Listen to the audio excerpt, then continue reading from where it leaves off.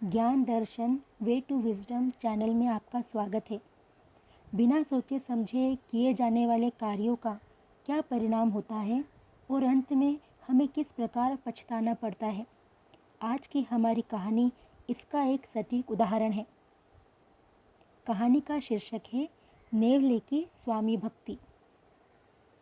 एक गांव में एक ब्राह्मण का परिवार रहता था। ब्राह्मण ने अपने घर में एक नेवला पाल रखा था।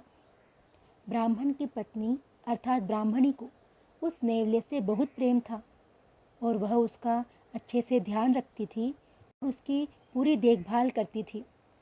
इस तरह दिन निकलते गए। कुछ महीनों के बाद ब्राह्मण और उसकी पत्नी को बच्चा हुआ। ब्राह्मण और उसकी पत्नी ने सोचा कि नेवले को घर से निकाल दे, क्योंकि नेवला कभी भी बच्चे को हानि पहुंचा सकता है। परंतु दोनों ने विचार किया कि नेवला बहुत प्यारा है।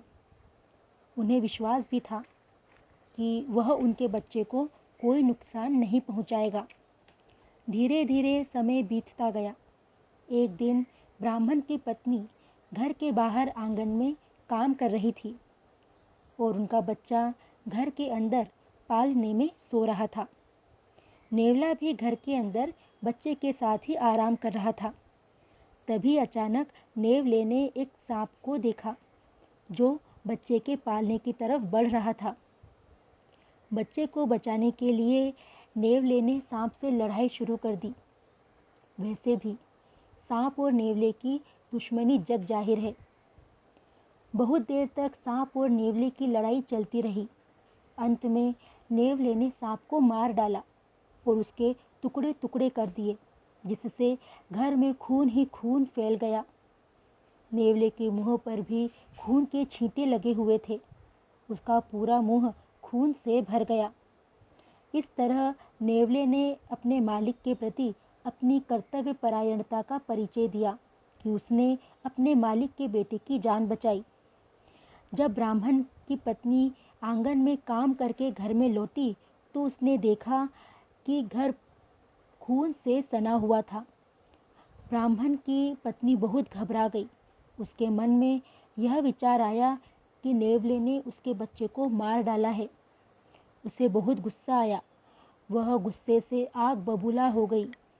घर के अंदर पानी से भरे हुए घड़े को उसने नेवले के ऊपर पटक दिया, जिससे नेवला मर गया।